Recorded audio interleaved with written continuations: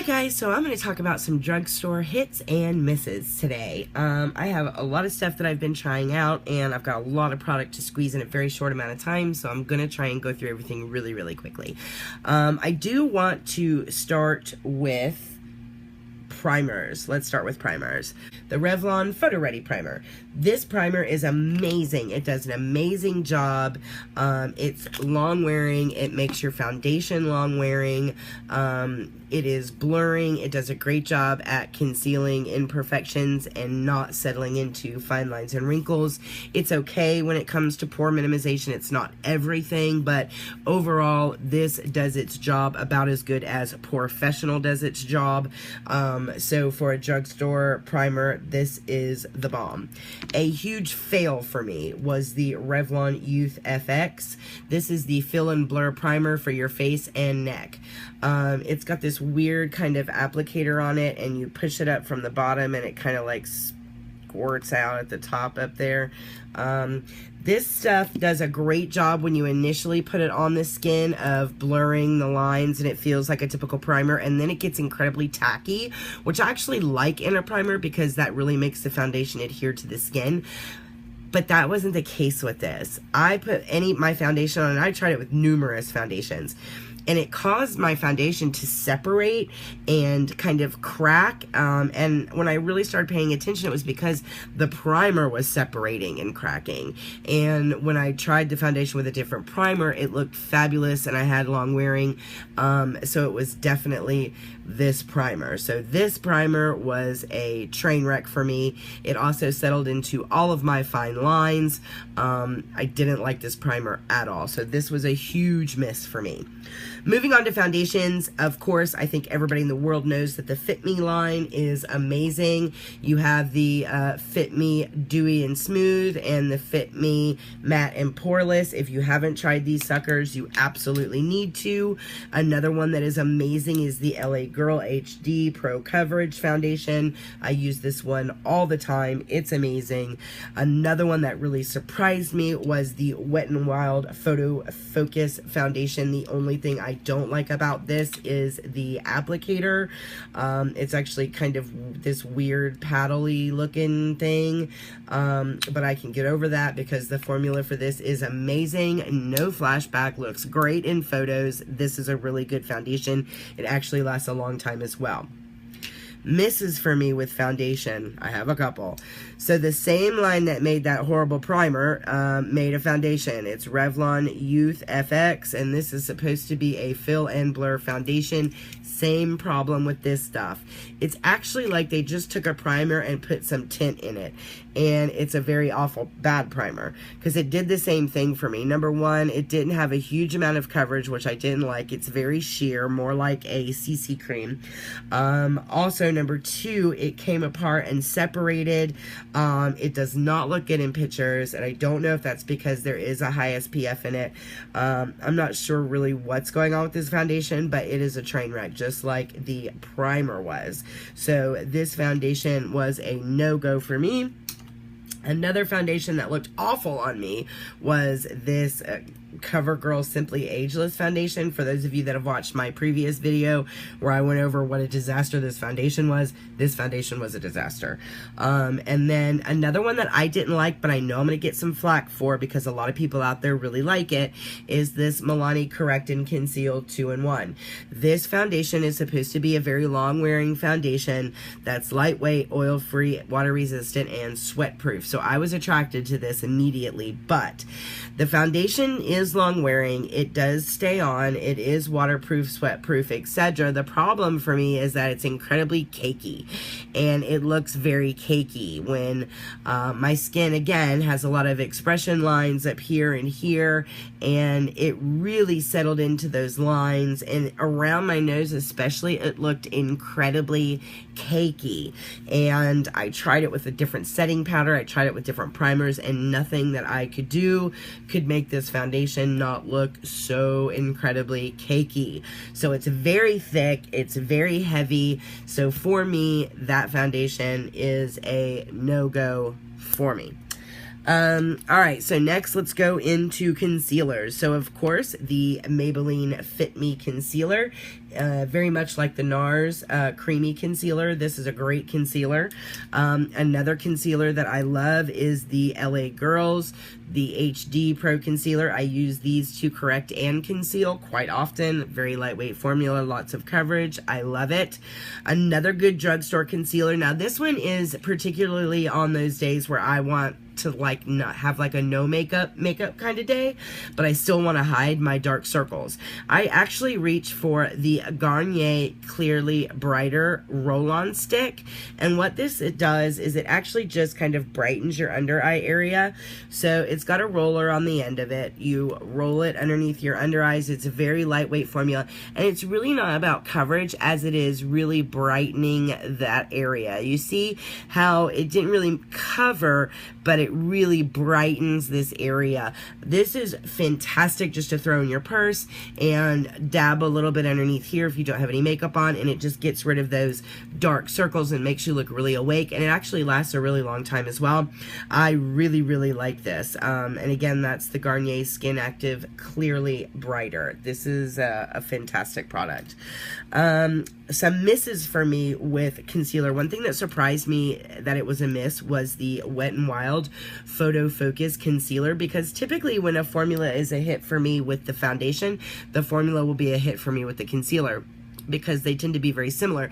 But this actually did sink into all my fine lines. It actually started to come off very quickly, unlike the foundation. So for me, this concealer was a miss. Another concealer that was awful for me was this Physicians Formula Touch of Blur. It has this very odd spongy thing at the top. It's supposed to blur. It didn't, and it actually sunk into all of my fine lines. It has a very thick consistency, and it is not long lasting even when setting with a setting powder. So the Physicians Formula Touch of Blur was definitely a miss for me for the drugstore. Now let's talk about mascara. So mascaras for me, this L'Oreal Voluminous Lash Paradise. Everybody says it's a dupe for the Better Than Sex. I don't think it's a dupe for the Better Than Sex. I think it's a good formula on its own. Hang on guys. My TV just has a mind of its own. I get that everybody says it's a dupe for it. You know, it looks like it packaging wise, and they do have the Hourglass applicator where it's kind of fat and then skinny and then fat again, but the formula itself is much lighter, and it's actually waterproof. So I put this on first before I put any of my mascara on as my first layer, because a waterproof mascara acts kind of like hairspray for your eyelashes. So that curl that you put in there with your curler will stay there all day long if you make your first layer a waterproof mascara. So I always use this as my first layer. It's amazing. I love this stuff. This is my new ride or die. I don't go anywhere without it. So I definitely recommend that. One that was a real miss for me was the Wonder Lash by Rimmel. This stuff right here, it was incredibly watery. It was a hot mess underneath here. By the end of the day, it had bled all over my skin. I was actually attracted to the applicator because I like applicators like this, but it was incredibly flimsy as well, and I didn't really like that part of it either. For me, overall, this formula was just a huge miss. It bled and flaked, and it took a really long time just to even dry down. It's very watery and thin. This was a big miss for me. I do not like this mascara. Let's move on to blushes. I actually don't have a miss for blushes, but I do have a great hit for blushes. Milani has these blushers that are like rose blushers. I don't like any kind of blush that has like a sparkle to it or a shimmer to it, because it accentuates all of my fine lines and wrinkles. So I look for matte blushes, and that is what this is. And it is just a beautiful color on the skin. This is actually in Romantic Rose. It is #1. It is, again, the Milani powder blush, and these things are amazing. They have several different shades in them, and as a matte blush, it is beautiful on the skin. I definitely recommend this. Let's go to highlight and contour. Again, I don't really have a miss, but I do have a really good hit. Wet n Wild, their dual-ended contour stick. Now, this actually works fantastically. This highlight is a great highlight color when you want to, look how bright that is. When you want to brighten areas on the face, it works amazing. The formula is fantastic. It's very smooth. It's very long wearing. It stays on all day. And that's what I really, really like about this. This end is also for contouring, same deal. It's very blendable. It's very long wearing. It stays on all day, and the tones in them are great. They're not too orangey. They look beautiful on the skin. They settle in great. They don't sink into your fine lines and wrinkles. And again, it's very long wearing. So the Wet n Wild dual-ended contour stick was a real win for me. Moving on to highlighters. We're going to stick in the Wet n Wild category here. The Wet n Wild Mega Glow Highlighting Powder, of course, is a real win for me. I love this highlighting powder.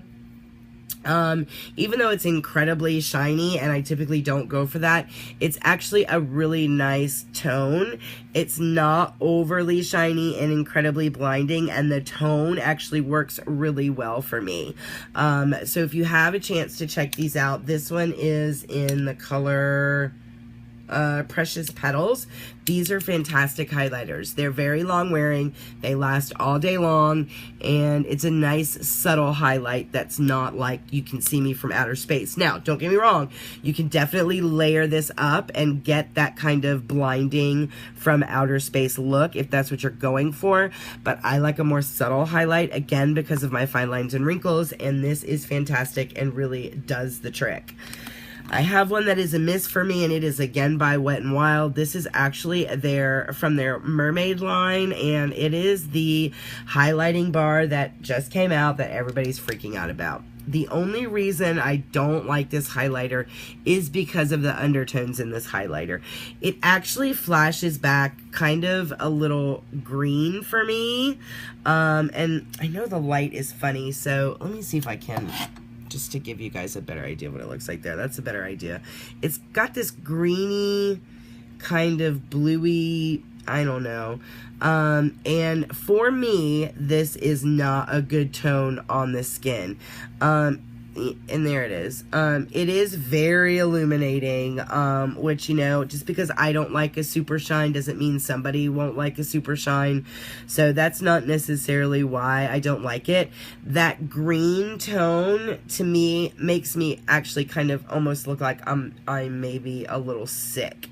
I just don't like that green, yellowy tone. It reminds me, like, it makes me think I have like a bruise on my skin, but it's actually a really cute highlighter. The packaging is really cute. I love the mermaid theme, but this was a miss for me, mainly because of the tone.